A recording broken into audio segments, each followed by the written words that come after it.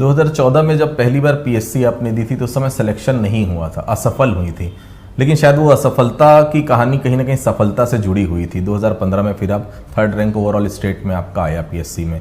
2014 में जब सिलेक्शन नहीं हुआ तो मन में ये आया था कि मैं कर सकती हूँ, नहीं कर सकती, या बहुत कुछ ऐसा था जो मुझे करना था मैं कर नहीं पाई, इफ एंड बट्स की स्थिति थी 2014 में?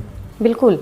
सीजीपीएससी 2014 का जब रिज़ल्ट आया जिस दिन, उस दिन जब मेरा 216 रैंक आया, हालांकि मुझे उम्मीद इससे ज़्यादा की थी, लेकिन 216 रैंक आया, वो कहीं ना कहीं मुझे स्ट्राइक किया कि मेरे अंदर क्या ऐसी कमी रह गई या मेरी तैयारी में क्या ऐसी कमी थी जो मुझे अभी ओवरकम करना है और मुझे आगे बढ़ना है।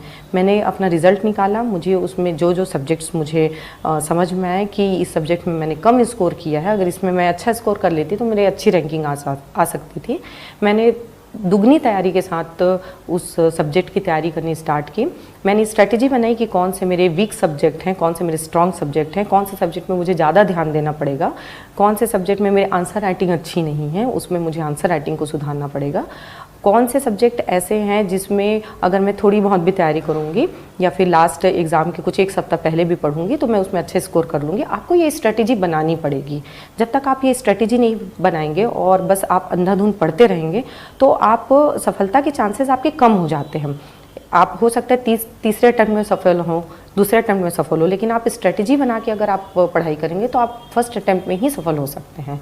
तो आपको सबसे पहले तो आपका खुद का प्लस माइनस, स्ट्रेंथ, वीकनेस खुद की जाननी पड़ेगी, उसको ओवरकम करना पड़ेगा और निश्चित समय पे, निर्धारित समय अवधि में आपको उसको कंप्लीट करके आपको परीक्षा में बैठना पड़ेगा। रायगढ़, मुंगेली, गरियाबंद और अब रायपुर, चौथा जिला है आपका। स्टार्ट हुआ था रायगढ़ से। मैम, पहली बार जब फील्ड पर आई थी बहुत उत्साह रहा होगा कि प्रशासनिक सेवा की मैं अधिकारी हूँ।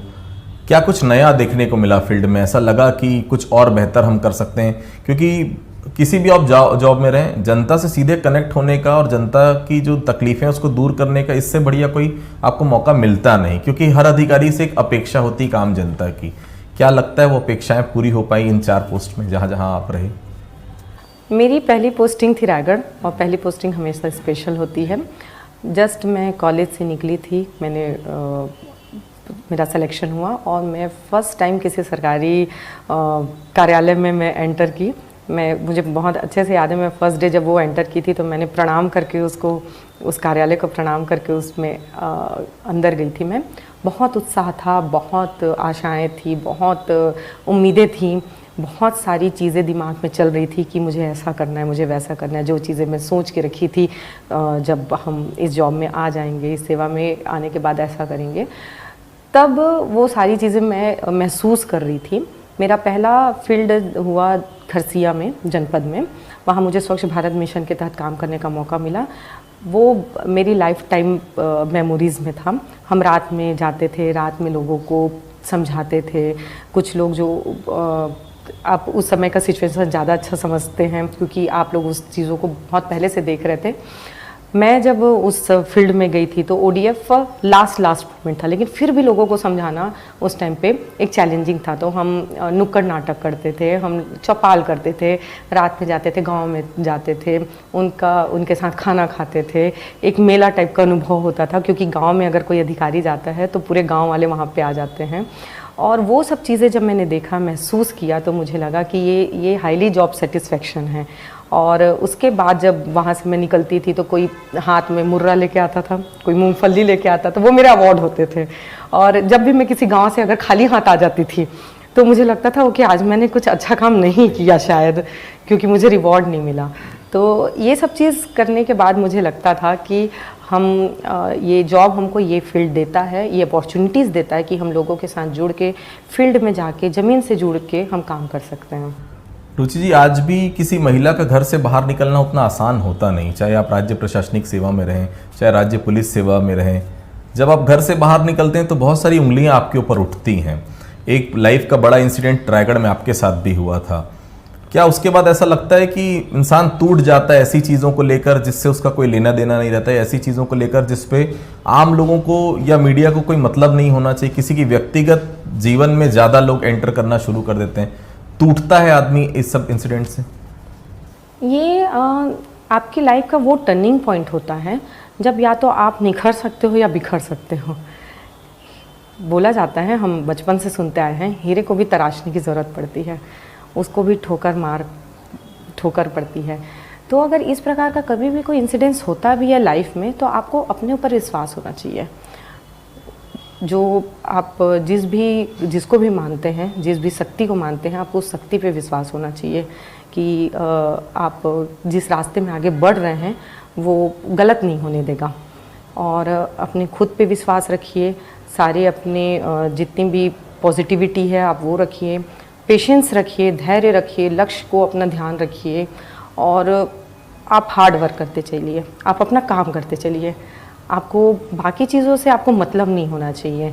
आप जितना ज़्यादा दूसरों की चीज़ों में, दूसरों की बातों में मतलब रखेंगे, वो आपको कहीं ना कहीं आपका लेग पुलिंग ही करेगा, आपको आपके लक्ष्य से दूर करेगा। तो आप उन चीज़ों को आपका मुझे लगता है आपका समय बहुत कीमती होता है। आप अपना समय कहाँ वेस्ट कर रहे हो, कहाँ इन्वेस्ट कर रहे हो, वो आप पे डिपेंड करता है। तो अपना समय आपको इन्वेस्ट करना चाहिए, जिससे आपका खुद का व्यक्तित्व निखरे। आप खुद समाज में अगर आप कुछ देना चाहते हैं, कुछ कंट्रीब्यूट करना चाहते हैं, आप उसमें अपना समय इन्वेस्ट करिए। आपको ज़्यादा सोचने में या फिर ज़्यादा एनालिसिस करने में आपको, और वो बेकार की चीज़ों में आपको नहीं करना चाहिए।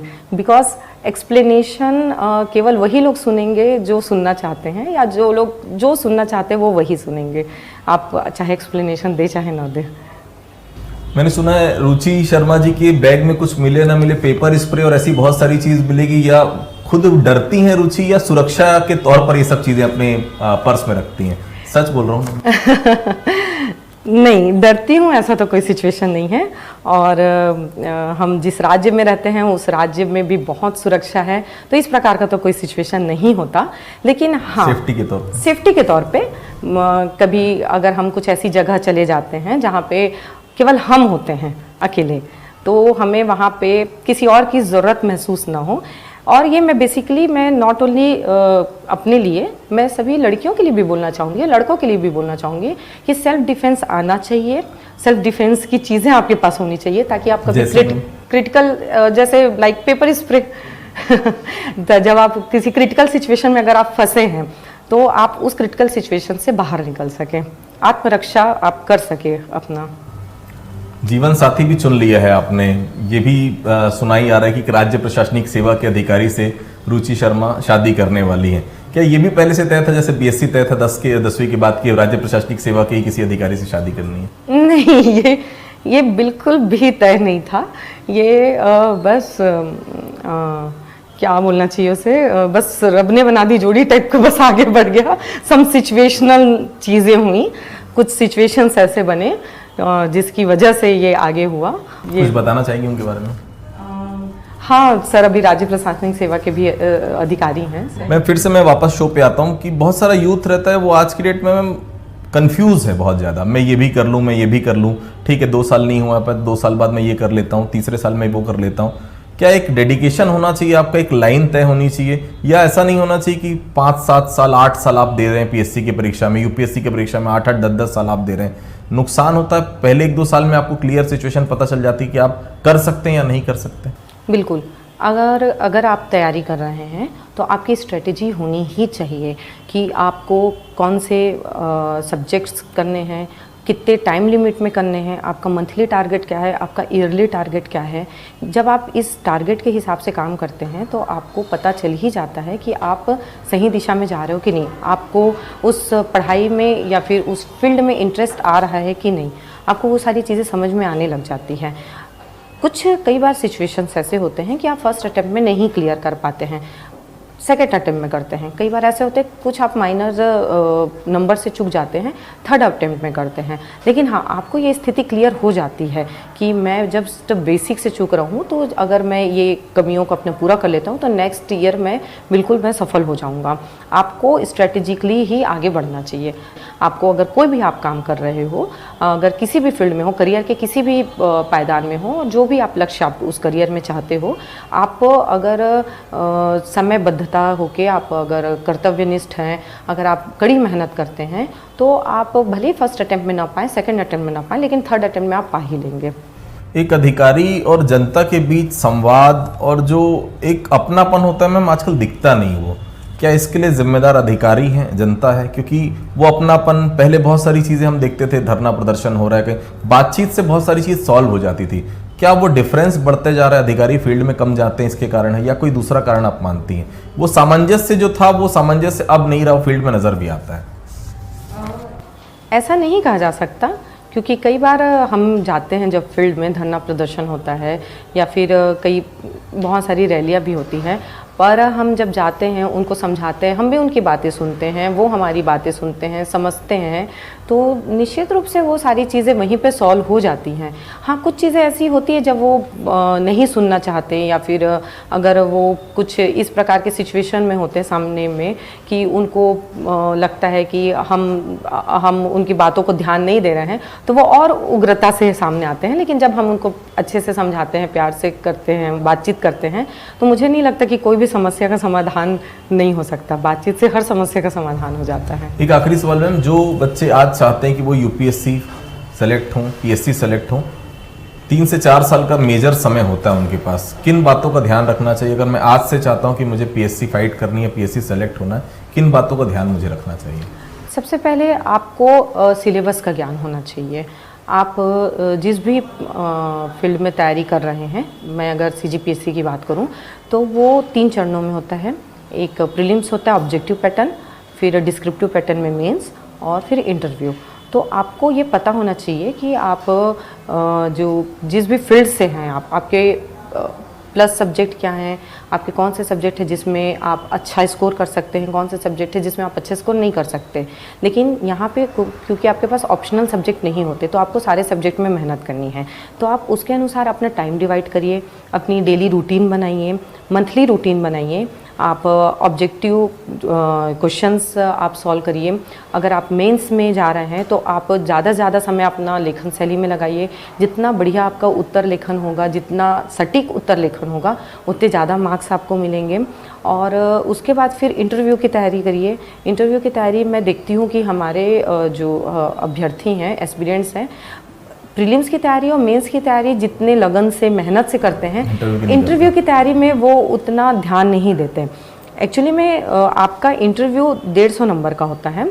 आपका प्रीलिम्स तो जस्ट क्वालिफाइंग होता है, मेंस के ही नंबर आपके स्कोरिंग नंबर होते हैं। मेंस में आपका 20 नंबर गेन करना में आपको बहुत मेहनत की ज़रूरत पड़ती है। लेकिन इंटरव्यू में अगर आप अच्छा एक इंटरव्यू देते हैं तो वो 20 नंबर आप इजीली कवर कर लेते हैं। पर हमारे बहुत सारे एस्पिरेंट होते हैं जो इंटरव्यू को उतना सीरियस लेते नहीं हैं। आपको इंटरव्यू की तैयारी उतनी ही सीरियसनेस के साथ करनी चाहिए जितना आप प्रीलिम्स और मेंस की करते हैं। अगर आप तैयारी के साथ जाएंगे इंटरव्यू पैनल के सामने और वहाँ पे आप आंसर्स करेंगे, तो वो आपका व्यक्तित्व परीक्षण होता है। वो आपका क्वेश्चन आंसर राउंड नहीं होता। वो आपका कहीं से भी वो आपका ज्ञान का आपका आकलन नहीं करते। वो आपके उत्तरों के द्वारा आपका दृष्टिकोण जानने की कोशिश करते हैं कि आपका पर्सपेक्टिव क्या है, आप लाइफ को किस तरीके से देखते हैं, आपकी सोच समझ क्या है। तो इसलिए मैं अपने साथियों को ये चीज़ ज़रूर बोलना चाहूँगी कि आप इंटरव्यू की भी तैयारी उतनी ही सीरियसनेस के साथ करें।